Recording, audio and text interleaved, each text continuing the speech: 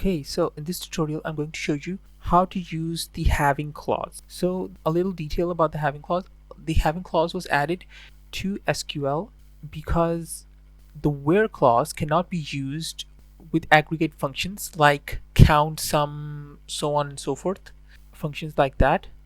So continuing with what we did in a previous example, which is getting how many users with the same user ID ended up bookmarking their posts. Okay,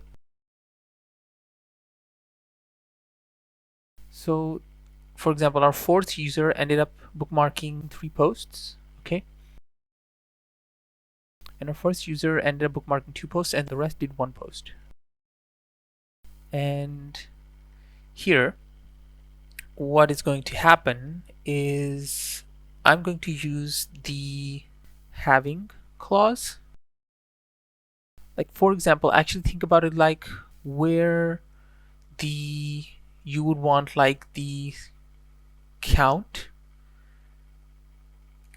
be greater than, let's say, 2. Okay, so you might want something like that, but clauses or functions, whatever you want to call them, they do not work with the where. So we're going to use having.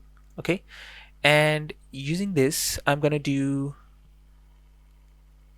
count the IDs. Okay, and only show me the ones that have greater than 2. Okay, I'm going to save this, and previously all of our counts are 1 except for the user that has the ID of 1. He has 2 posts saved, so it's counting 2. So our fourth user is counted 3 times because he has bookmarked 3 posts. So when I send a request, you will see only the fourth user is shown to me because only the fourth user ended up having 3 posts saved.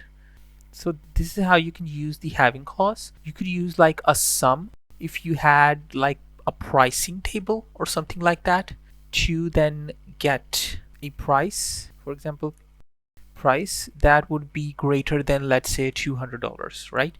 So you could do something like that. This is just an example showing you how this might work. So I hope you like this tutorial. Like and subscribe for more tutorials like this, and I'll see you in the next one. Bye.